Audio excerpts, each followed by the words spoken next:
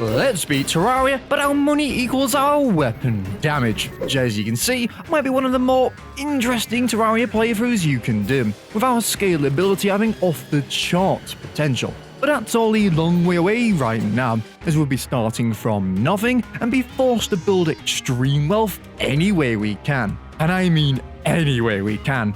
Oh, also, although this playthrough already exists in parts, this version not only includes some exclusive footage, but means you can watch me endure pain for over 40 minutes straight. So grab some popcorn, or an equally fulfilling snack of your choice, get comfortable, and let's crack on with our journey. We're getting so close to 200k, guys. We can so do this. Starting off, this challenge had one of the more cruel starts as of late, with our base tools dealing absolutely brain-shattering amounts of damage. 1 damage!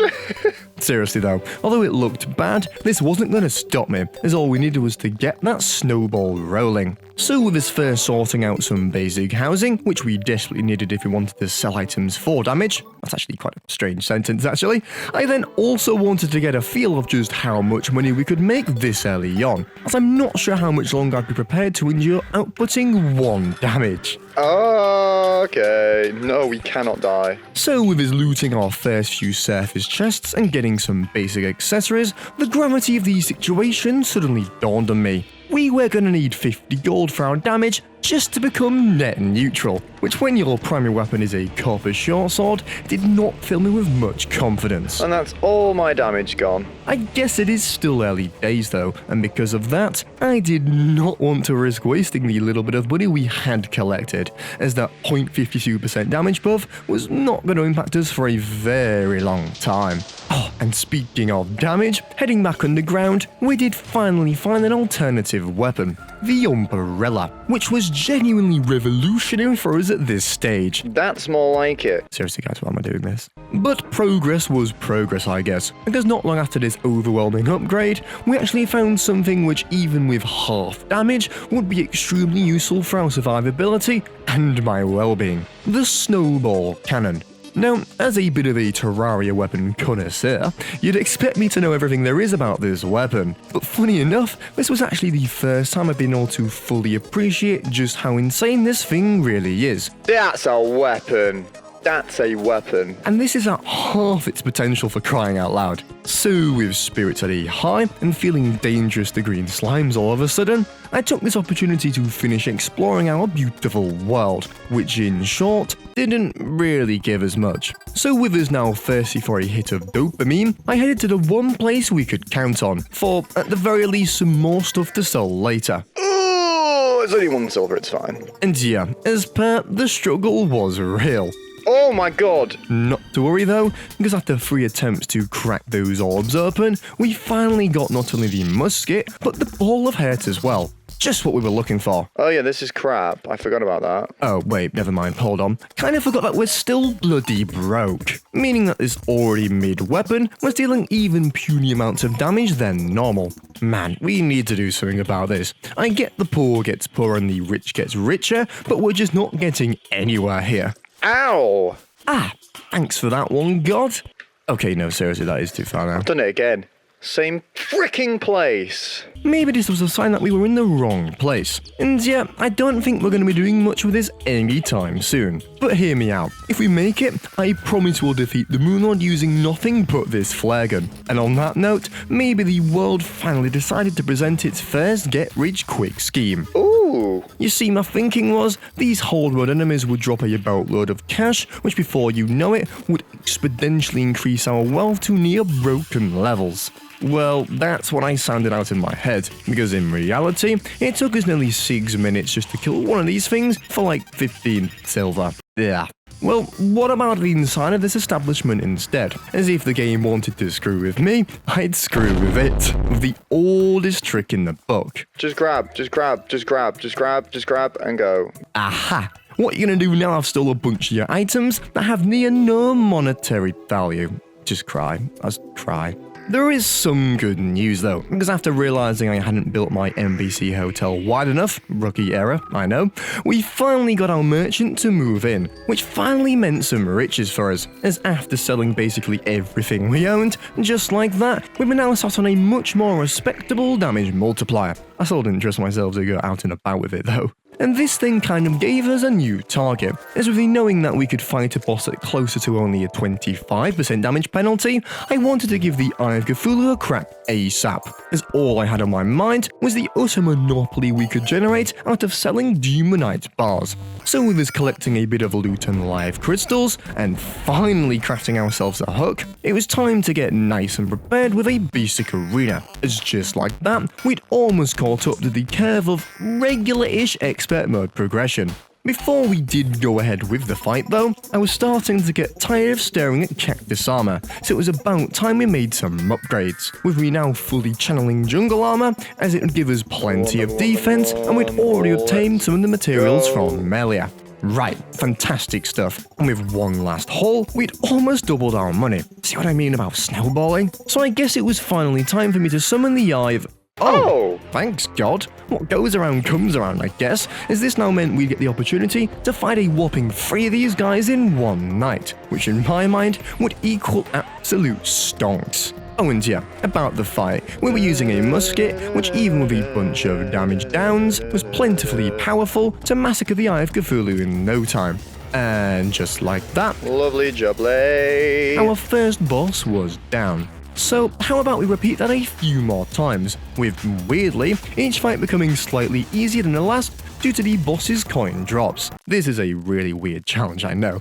Okay, with 3 Shields of Cthulhu in hand, it was time to count our riches. And oh boy, what a milestone moment for this challenge. For the first time ever, we had not only matched, but overclocked our damage multiplier to a huge 106%.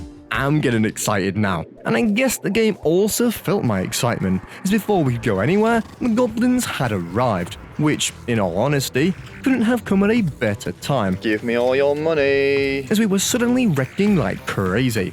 Genuinely though, I don't think I've ever gone through such a contrasting few hours of pre-hardmode. Oh, also, one bonus of the goblin invasion was that these folks were greedy buggers, meaning after wiping them all out, we'd stacked up another 7 or 8 gold, putting our total damage multiplier to 114%. It's a shame that still doesn't fix my massive skill issue though. Right then, what was next?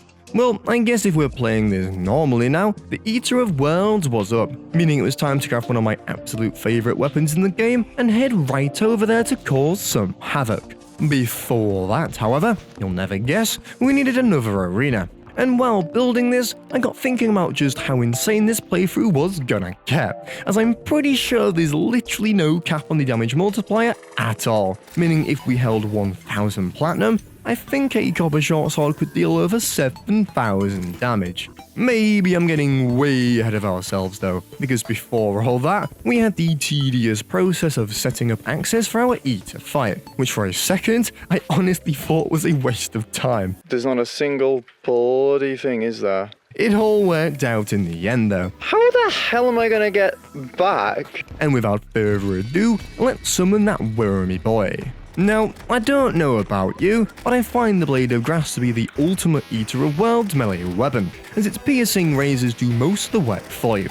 However, a result of thinking I was an invincible killing machine all of a sudden does come with its negatives. For instance, utter naivety. Yeah, I was actually taking one hell of a beating here, which for a split second, I totally thought was going to lose me the fight. But luckily I had a potion. No! I was on freaking I don't even know what to say, other than everything coming was fully deserved here. Okay, big moment coming. Was if you're just thinking, what the big deal, like I was at this stage, just chilling at home, you're about to get a bit of a shock. Wait. You see, upon returning to the arena to pick up our extremely hard-earned cash, I was hit with a wave of terror, as Where's it our money? wasn't there. Literally, a good 50 of our gold coins had completely disappeared off the face of the damn earth. Where's our money? And trust me, I've checked everywhere for this. It wasn't on a nearby enemy, and it wasn't on the map. Just gone, which in a normal playthrough would be, But when money literally equals your power, We're almost back to square one. it's like losing everything. So I guess at this point, we're sorta back in the pits, with our damage multiplier reading a measly 71% now. All is good there, as even with this damage nerf, a blade of grass is still a blade of grass, and should easily pack enough punch to help us climb back into the positive and give the Where May rematch. So for now, let's go with a good old explore underground, with our first priority being simply finding as many suspicious eyes and loot to sell as physically possible, which with this spider nest was off to a beautiful start. Oh hey, it was all worth it. Saying this, however, while we were underground, I realised we might as well kill two birds with one stone. So after returning home, I got to work on our soon-to-be elevator, which with some spellunkers consumed, was sure to soon give us a plethora of riches. And well, yeah, just like that, we had our health maxed out and some more spare loot to sell for damage. And this continued for a while, with us only returning home for a quick Cthulhu fight now and again, which was weirdly more difficult than last time. Of course, this was just temporary though, as with the rate we were selling Demonite bars, it was looking like we would be financially stable in no time. Yeah, life crystals sold for a load, actually. And yeah, I was kind of desperate, so say goodbye to the snowball cannon. Okay, back underground, I did actually bump into someone rather interesting. Ooh, yes. Ow. Yeah, this guy. Someone who would be the definition of a double-edged sword through this entire playthrough. I'm not buying anything. So it is a good job I had the guts just to completely ignore him and not get the temptation to spend less money on a reroll than the damage I'd get in return. Wait, no, Sock, what are you doing? Are you ready? Well, No, that one didn't more, take one long, more. did it? And it's a good job it all worked out in the end, because we were starting to make some serious bank, but I desperately needed to hang on to and be really careful with. Oh, you kidding me? I literally diffused it and everything. Okay, don't worry guys, there was not a single Eater of Worlds in sight, so we got it all back. On the topic of death though, as we finally enter the underworld, these kind of silly deaths are the exact thing I've got to learn to avoid, because in hard mode, we would have just lost everything right there. Slime is falling from the sky. Let's live in the moment for now though, because we had other things to worry about, like this slime rain, which although seemed kind of pointless at first, one small pinky boy quickly shifted my priorities on that one. Oh my god! And so after blitzing through the event, making pretty good bank, and killing the King Slime for the first time, with all our riches exchanged for cash, we had once again made it into the positive, and we're pretty much back to where we were at our peak last episode. And I guess God wanted to apologise for all the misfortune last time, with this wonderfully well-timed golden squirrel catch, which just like that, Yes! Oh, the stonkage. whomped our damage up by another 10%. Man, we are back. So I guess this could only mean one thing. It was a rematch time. And so with us heading right on over there to craft our worm food summon, I was absolutely raring to go. So let's buff up and give it another crack. Starting off, things were a little dangerous like last time, but luckily, with our multiplier beginning to skyrocket from all these money drops, we very quickly became self-sufficient, meaning the damage I was taking was immediately filled back up in the form of health drops. And just like that, we'd only gone and done it. And a meteorite to top it off. Not only was the Eater of Worlds down, but we had managed to hold on to all our riches in the process. And trust me, this was only the beginning, as things are about to get a lot greener from here, if you know what I mean. Okay, first things first, let's go see about that meteorite, as A, I think a space gun will scale extremely well with our damage multiplier, and B, I wanted an excuse to sell all our Demonite bars for some sweet dollar. We're doing 40 damage with a space gun. And so with a load of meteorite in hand, and our infinite firing space gun equipped, it was time to jump up that multiplier into the stratosphere, with our damage now starting to approach the 200% mark. Unreal. So what was next for us? Well, I think for a few reasons, Skeletron was up, as I expect him to be easy to defeat with a overclocked space gun, and of course the reward of an entire dungeon should present us many more money generating methods. And so with our expansive arena constructed, we were already pretty much ready to go. Just let me sell a few more things first for some extra damage. Okay, let's do this. And well, yeah, if you were expecting a challenging Skeletron that fight, is unfortunately really good you've come hand to the damage. wrong place, with our almost double damage infinite ammo space gun absolutely ripping this thing to shreds. No! Funny enough though, in usual sockrteez fashion, I somehow made hard work out of this, with us unironically coming close to death twice. I've done it again. Go away, zombie! Why are the zombies trying to screw with me? All was good in the end though, with us taking Skeletron down in record time. Nice one. And this was a big moment for us, well, in pre-hard mode at least, as it opened up the first potentially lucrative money farm that was actually worth the hassle setting up. Let's not get too ahead of ourselves though, because before anything else, we needed to get down there and find a suitable space for operation, which actually took forever. Oh, it happened! As although we were packing one hell of a punch at this point, I had sort of pushed our survivability to the side, meaning situations like this weren't impossible. Oh, and not to mention the insane amount of time I spent trying to find this damn invisible passageway. Either way though, the spoils from down here were genuinely delightful, with us not only getting a bunch of crazy high damaging weapons, thanks to our multiplier, but also a bunch more things to sell and eyes to fight. You see, the snowball was truly snowballing at this point. How many blazing flipping wheels? And it was about to become fully industrialized, as although we were sat on double damage at this point, which is all well and good, even before considering the wall of flesh fight, I wanted to establish at least a triple damage multiplier going into hard mode, as it's not like we were going to hang on to all the cash. Oh. So how are we going to get all these coins going forward? Aha, none other than a classic layer farm. Now, building this wasn't as straightforward as it sounds, as although we could mine some surface green brick, as we were still on the nightmare pickaxe, we couldn't alter anything in the dungeon itself. Luckily though, this large intersection of rooms offered plenty of space for not that to be a problem, and after a bit of time transforming this area, it was time to test it out. Look at all this stuff. That's not spawn. Which, if I'm honest, did worry me a bit at first, but after figuring out the most optimal place to stand, we were truly up and running. And just like that, had an endless income of coins coming our way. And you know, after spending a good hour down there farming, although enemy coin drops were pretty good, the true stonks were to be made selling bone ones and tally counters. Like, I'm telling you, this is an untapped business right here. As selling a few of these alone could easily get me another 10% damage buff, which is genuinely like a full-on hard mode emblem accessory. So yeah, things were finally going well, and with us getting ever so close to that triple damage multiplier, I started to consider my weapon options for the wall himself, which if I'm honest, I was spoilt for choice for. That thing is gonna rip.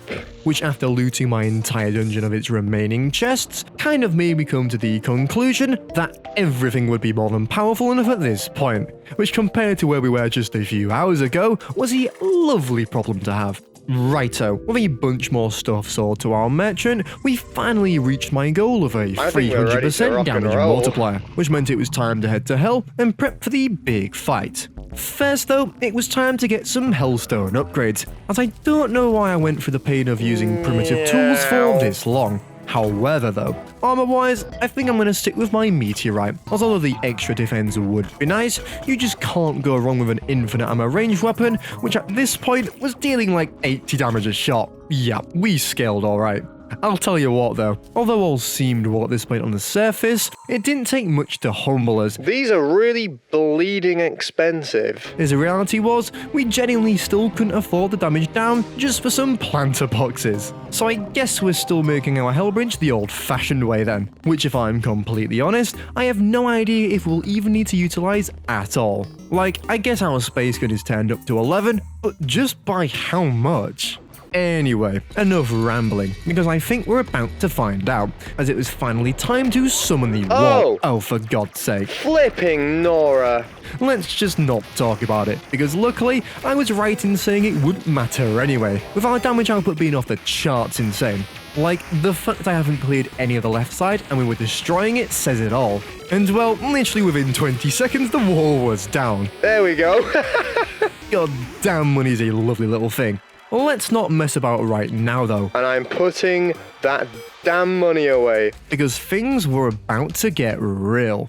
See, with us now in hard mode, let's first address that one massive elephant in the room. Yep, the rules are, if we die now, all our money in hand will be lost, meaning it was time to deposit a handsome percentage of our net worth. Oh, and yeah, in other news, I got this cool hat. Oh my god, it's incredible. Okay, with that out the way, it was time to get on with the usual early hard mode festivities, including first heading to our corruption and smashing open some altars for our hard mode Oz, which by the looks of things would be giving us Mithril Adamantite.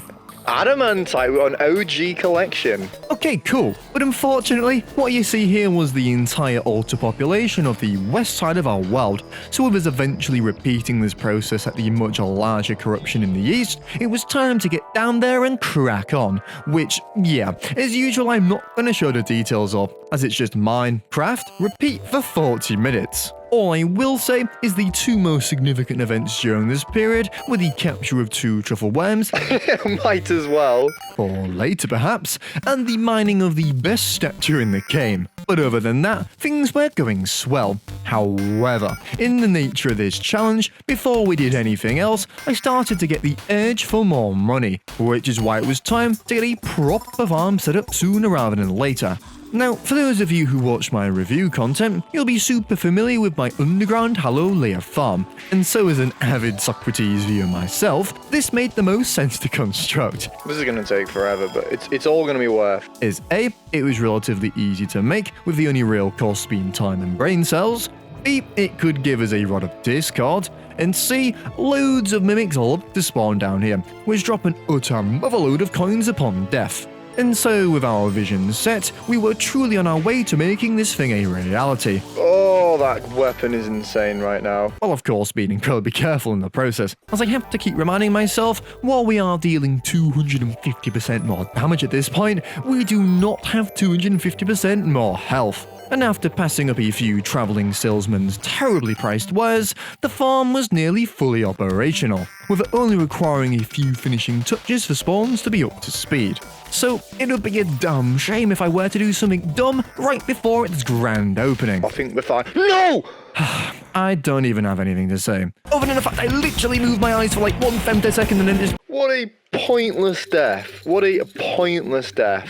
Oh, don't worry, because luckily we prepared for this exact moment, and with us having a sweet 1.5 pot saved in our reserves, our damage situation really wasn't as bad as it could have been. Okay, good, we're still in this, but with all our life savings now in hand, we could not afford another death like that, literally. So with some upgrades made, it was time to get generating our livelihood for the mech bosses and beyond, by doing that one thing everyone does to make money in Terraria: grind. Oh yeah, this looked like we were in for quite the long haul. Or were we? Because, you know, with the mimics starting to show up and giving us an absolute stupendous 30-odd gold per kill, 33 damage up! numbers were about to get big and stupid fast, with us already basically being caught up to where we were just half an hour ago. And this is not to mention just how well our adamantite sword was scaling. Like, dude, this was already doing 251 damage at this point, which after this random blood moon occurrence... Oh, blood moon. suddenly gave me a genius idea that I'm sure not a single one of you will guess. No, it's not the fact we could farm blood moons for a bunch of money and sell its drops. Okay, yeah, we are getting mauled. But was something a lot more fishy. Begins with D, ends in R. Oh yeah guys, the Drippler Crippler was up, and it would be absolutely perfect for this challenge. Oh, and Terraria gods, as someone who has publicised their love for the Drippler Crippler in God knows how many videos now, I was really hoping you'd go easy on me, as blood moon fishing isn't exactly the most fun.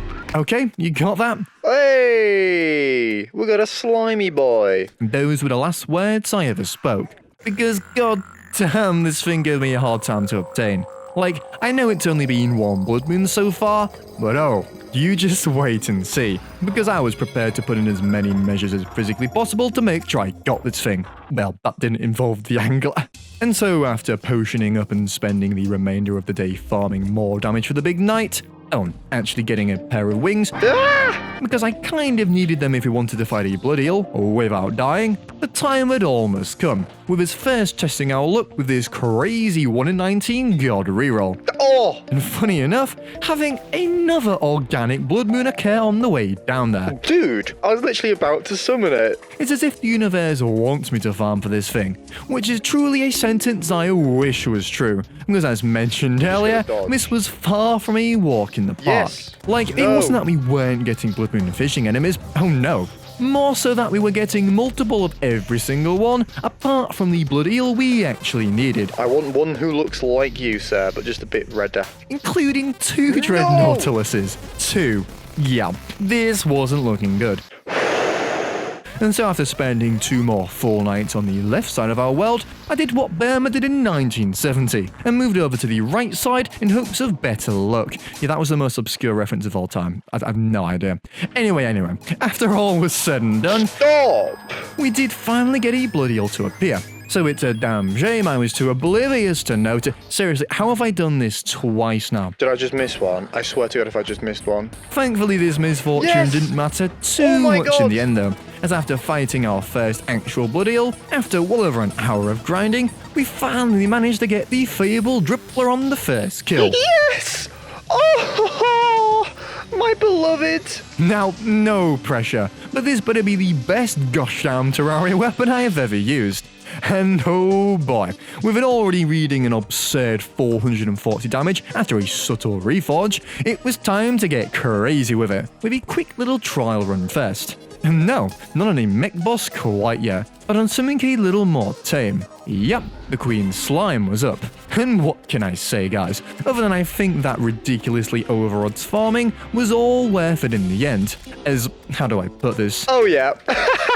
I'm pretty sure we had scaled up on care at this point, with our 400% damage Drippler Crippler crippling the Queen in less than a minute. And it was only going to get more insane from here, as it was time to see how it would fare against a boss it was already super effective against. Yep, you guessed it, the poor old destroyer was up. And you know, while I could have tried for a one-shot kill for the laughs, we were holding all our value at this point, and I did not want to lose any of it. So after building a very rudimentary platform, it was time to take this thing out the old-fashioned way, which as you would have expected, Oh my flipping God. wasn't exactly a challenge. And just like that, our second Harpod boss was defeated in under 60 seconds. Nice. Rip everyone else, by the way. Yeah, we were on one hell of a roll right now, and it was increasing exponentially, as every mech kill would reward us with another 20% damage up or so. So let's get straight on to the twins. Now, I ain't gonna lie, at first I was a little worried I'd bitten off more than I could chew. Okay, we've got to be a little careful. But then I remembered the Drippler Crippler projectile, which with it dealing upwards of 700 damage now, meant I could take these guys down from range anyway. And just like that, mech boss number 2 was down, with still just under half the night remaining. It's nearly 800 damage. So I guess, I don't know, let's just knock out the whole trilogy, with Skeletron Prime being summoned immediately after this defeat. Which, I'm not gonna lie here, did cause my life to flash before my eyes for a split second. Okay, that was nearly a death. But luckily, after a clutch potion and dash, all was fine-ish in the end, because we were dealing thousands of damage per swing now, and regardless of my skill issues during this battle, would have primed down before that even become an issue anyway. Oh, and speak of the devil, he dead. Okay then, we'd obviously now hit the transitional point in this playthrough where it goes from challenge to mostly just an OP cakewalk, and that snowball was only gonna get exponentially larger going forward. Well, assuming we didn't do anything dumb, like die. And put it this way, I was gonna make sure that did not happen, as with us soon to be moving on to Plantera, my plan would be to simply vaporize any potential threat well before it could even consider damaging myself. And so with some mandatory Chlorophyte upgrades in hand, I had the perfect next step to increase our power to incomprehensible levels. Oh yeah, you know those truffle worms I saved from earlier? It was time to go full ham on the Duke, using not a Mega Shark, do you think I'm made of money? But a weapon I genuinely never used before in my life. Regardless though, I doubt this weapon or ammo choice would really matter, as with just the arrows by themselves dealing 84 damage a shot, I think would be completely fine. And so with a quick Duke Arena laid down and our rod thrown, Hello, Duke. it was time to obtain probably the last weapon upgrade we'd need during this entire playthrough, which I had to admit again was a little harder than expected again, and I totally nearly threw, but because in the end, I didn't. And just like that, let's see what insanely OP weapon we'll be taking on our adventure going forward. Oh, tsunami! Right, we're gonna fully pivot to ranged. Hell yeah, a 375 damage tsunami would be sure to do the trick for us. However, regardless of how far this would take us, let's not forget the promise I made in part 1. Despite this challenge though, luckily it seemed we had just scaled beyond the point of care, with our damage multiplier nearing an absurd 500% now. So I mean, what do we do with this? Well, with us now also having the ever so overpowered tsunami in hand, we might as well make use of our other truffleware and defeat another duke. Which, yeah, wasn't exactly a challenging fight. We absolutely destroyed him, dude. And at speeds 5 times faster than our previous victory, Duke was down once again, and would be giving us our next insanely busted weapon going forward. Oh yeah, one of my all-time favourites, the Flare-On, was in hand. Okay, to be fair, Drippler Crippler actually doing 9-10. So, with our damage output now being more than enough to easily blitz through the game in, honestly, probably less than half an hour, I'm kind of glad I set the flare gun goal all the way back in part 1, because with a base damage of 2, we would need a handful of money to make it viable. Do we straight up just do this now? Before all that though, while we were down there, let's quickly evaporate the remaining progression bosses, starting with Plantera. Oh my god, the damage! Which was dead before I could even think about if this was a bad idea or not. Okay, good. And with no time to waste, let's get straight to our temple, which, thinking about it now, could actually give us a good chunk of change thanks to Golem's easy summon ability. Before that though, Damn it. let's just make sure we can actually take him down without dying. Oh my god. I mean, this was already like an effective weapon. Wow, yeah, that really doesn't surprise anybody. And with a good 50% more damage obtained from this fight alone, let's sell a few wares back at base and get straight back to it. With another 2 golem kills, getting our damage multiplier well over the 600% damage mark now. There it is. We've got our first 1000 damage weapon. Absolute madness. And speaking of madness, although this looked insane on the surface, these percentages of damage would be nowhere near enough to make the flare gun decent, as in all honesty, we'd be needing hundreds of platinum as opposed to just 6. So, it was finally time, guys. Let's exploit this beautiful game to the best of our ability, and make a proper money farm. Like, all of this needs clearing. Now, as someone who used to rely on a good old Arapama money farm, Arapama? Arapama? This no longer works, so I had to learn something new, and by the looks of things, this one built by Sorbet Cafe would be absolutely perfect, apparently producing 10 plat per minute. So, as you can see, with us first clearing a large space underground, we didn't waste any time making this our mission. And let me tell you guys, I completely underestimated just how much work getting this thing set up would be. Yeah, that should be plenty, I think. So, although you can follow this video to build your own, please don't, because I make a lot of mistakes. Anyway, before we even considered building the damn thing though, if you haven't guessed by now, it was finally time to get us some rare pirate drops, including the lucky coin, the most important item of them all, preferably a lucky ring also, and the coin gun, just because it's funny, I don't know. Anyway, with our first invasion yielding us a discount card, which I could shimmer later, it also made me realize just how busted this invasion was alone for money. However, the gravity of the situation did begin to dawn on me. Alright, one down. As with Socrates' luck, we'd probably need to do a lot of these to get what we needed. Yes! We got it! We got it! Oh, wait, no. Well, that's surprising, because just like that, in only 2 invasions, we had everything we needed. That's a clock.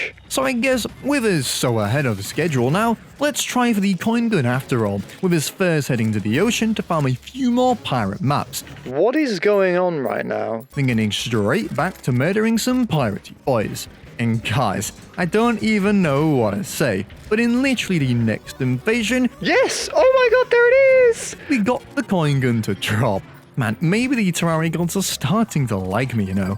Or there was a massive punishment coming, because although all was going well right now, we still hadn't even begun to construct this monster farm, as we needed a few more items to say the least, including the falling staff, which could be easily crafted with some early game materials, and a vampire frog staff, which could only be obtained from bloody blood moon flipping fishing. Well, back to this again, I guess. And even despite our extreme power improvement, this was just as painful as last time, and took far longer than I'd like to admit. Dude, KO Cannon doing 635? But you know, at least I got is. it in the end, which meant we could move on to obtaining the next pieces of the puzzle. Which, if you're confused as I am right now, was Shimmered Spiral Wall, which would be a critical feature to make the money farm work.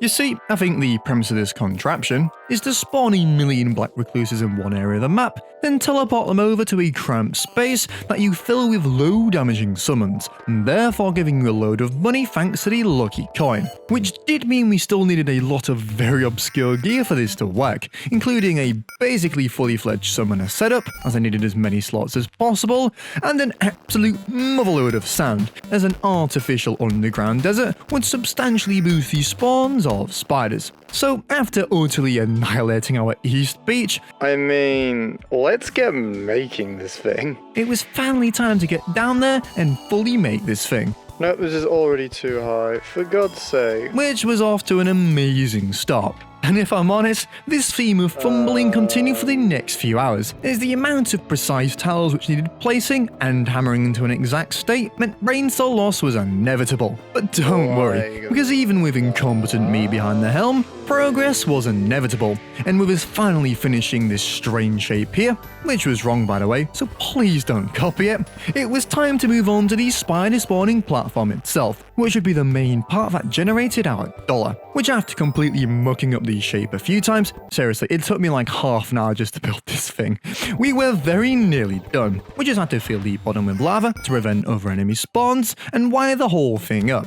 Oh, and for your info, this is probably the most wiring I've ever done in over 10 years of playing this game. After much tinkering around though, I think it was time to finally test it out, with us summoning a decoy target first, then a variety of low damaging summons, and then clicking the almighty button to get the spiders teleporting. Yeah, no. Shock horror, something's not right here, so let's quickly fix that.